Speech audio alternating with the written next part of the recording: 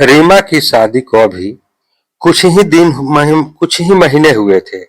उसका नया नया घर था, नई जिम्मेदारियां थी और नए रिश्तों को समझने की कोशिश भी चल रही थी। उसके ससुराल में परिवार के नाम पर केवल 3 लोग थे। रीमा, उसका पति अमित और अमित की विधवा मां सरोज देवी। सरोज देवी ने अपने जीवन में बहुत संघर्ष देखा था। पति का देहांत तब हो गया था जब अमित अभी छोटा ही था। उस दिन के बाद उन्होंने और उन्होंने मां और पिता दोनों की भूमिका निभाई। उन्होंने अपनी जरूरतों को हमेशा पीछे रखा। कभी अपने लिए नए कपड़े नहीं खरीदे, कभी किसी शौक पर पैसा खर्च नहीं किया। उनकी दुनिया सिर्फ एक ही सपना थी, अपने बेटे को पढ़ा लिखा कर एक अच्छा इंसान बनाना।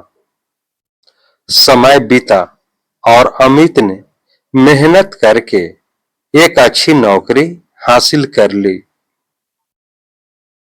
शादी के कुछ महीनों बाद ही अमित का ट्रांसफर मुंबई हो गया। यह खबर सुनकर रीमा और अमित दोनों बहुत खुश थे। मुंबई जैसे बड़े शहर में नौकरी का अवसर उनके भविष्य के लिए अच्छा था। रीमा ने सबसे पहले यह खुशखबरी अपनी मां को फोन करके बताई।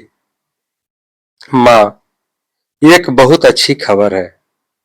अमित का ट्रांसफर मुंबई हो गया है। मां भी खुश हो गई। अरे वाह बेटा, बहुत अच्छी बात है। भगवान तुम दोनों को खूब तरक्की दे। कुछ दिन बाद रीमा की मां ने फिर फोन किया। उन्होंने पूछा, बेटा, मुंबई में रहने का इंतजाम हो गया? रीमा ने उत्साह से कहा, हाँ मां, फ्लैट फाइनल हो गया है। अच्छा, कितना बड़ा फ्लैट लिया है? मां, अभी तो एक कमरे का फ्लैट लिया है। वहां किराया बहुत ज्यादा है, इसलिए हमने सोचा है कि मां जी को यहीं छोड़ देंगे।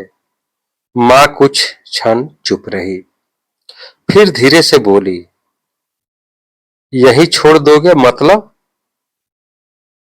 रीमा ने सहजता से कहा, मां, यहाँ पड़ोस वाले लोग हैं, सब अच्छे हैं। वो लोग मां जी का ध्यान रख लेंगे। अभी उनके लिए बड़ा फ्लैट लेने का मतलब हर महीने बहुत ज्यादा खर्च होगा। रीमा अभी अपनी बात पूरी भी नहीं कर पाई थी कि उसकी मां ने गंभीर स्वर में कहा, काश बेटा, तुम्हारी सास भी इतनी समझदार होती। रीमा चौंक गई। क्या मतलब मां? मां ने कहा, अगर उन्होंने भी यही सोचा होता कि बेटे पर ज्यादा पैसा खर्च करने से क्या फायदा, तो शायद आज तुम्हारे पति इतने पढ़े लिखे नहीं होते। अगर उन्होंने अपनी सुविधाओं के बारे में सोचा होता तो बेटे की पढ़ाई पर लाखों रुपए खर्च नहीं करते।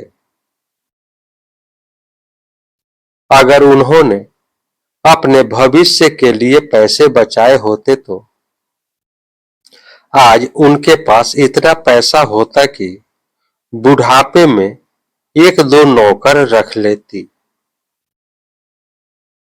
फिर उन्हें अपने ही बेटे और बहू की जरूरत नहीं पड़ती। रीमा के पास कोई जवाब नहीं था।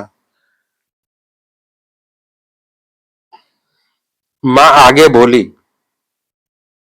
जिस मां ने अपनी पूरी जिंदगी अपने बेटे के लिए खपा दी, आज उसी मां के लिए तुम्हारे घर में जगह नहीं है। जिसने अपने बेटे को चलना सिखाया, क्या आज उसे सहारे की जरूरत नहीं? और पड़ोसी कब तक किसी का परिवार बन सकते हैं? रीमा का सिर झुक गया। फोन के दूसरी तरफ मां की आवाज भर्रा गई, बेटा, बुढ़ापा सबसे कठिन समय होता है। उस उम्र में इंसान को दवा से ज्यादा अपने लोगों का साथ चाहिए होता है। आज तुम अपनी सास को अकेला छोड़ रही हो, कल तुम्हारे बच्चे भी यही सीखेंगे। ये शब्द रीमा के दिल में उतर गए। उस रात वह सो नहीं पाई। उसे बार बार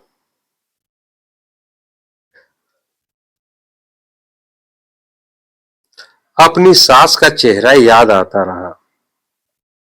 वह सोचने लगी कि जिस महिला ने अपने बेटे के लिए पूरी जिंदगी अकेले संघर्ष किया, क्या उसका यही पुरस्कार है कि उसे बुढ़ापे में अकेला छोड़ दिया जाए?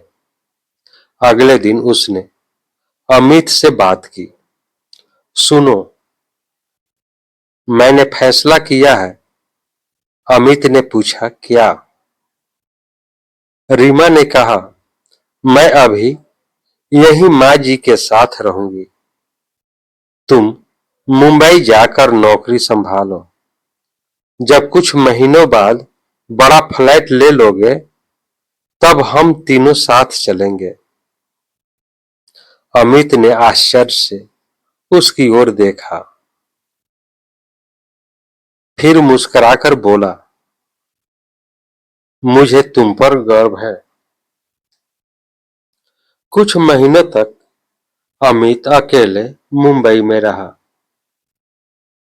उसने मेहनत की, थोड़ा और पैसा जोड़ा और फिर 2 कमरों का फ्लैट किराए पर ले लिया। जिस दिन उसने फोन करके कहा, अब घर तैयार है, मां को लेकर आ जाओ, उस दिन सरोज देवी की आंखों में खुशी के आंसू थे। मुंबई पहुंचने के बाद तीनों एक साथ रहने लगे। अब हर शाम चाय के समय तीनों साथ बैठते, बातें करते और हंसते। सरोज देवी अक्सर सोचती थी कि भगवान ने उन्हें बहू नहीं, बेटी दी है। और रीमा समझ चुकी थी कि किसी भी घर की सबसे बड़ी संपत्ति उसका परिवार होता है, न कि बैंक बैलेंस।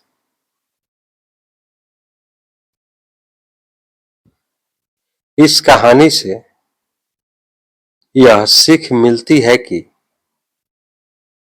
बुजुर्ग माता पिता बोझ नहीं होते, वे उस पेड़ की जड़ें होते हैं जिनकी वजह से परिवार खड़ा रहता है।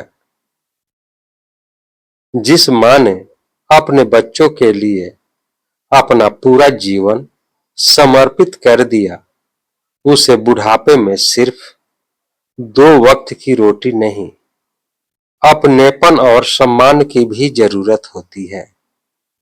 और सच यही है कि एक मां दूसरी मां का दर्द सबसे अच्छी तरह समझ सकती है।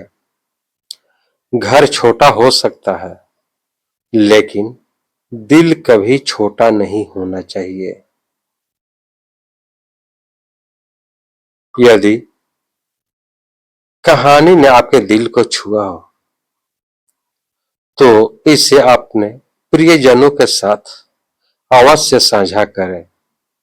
अब हम लोग अगले वीडियो में अगले नए कहानी के साथ मिलते हैं। तब तक के लिए जय हिंद, जय भारत।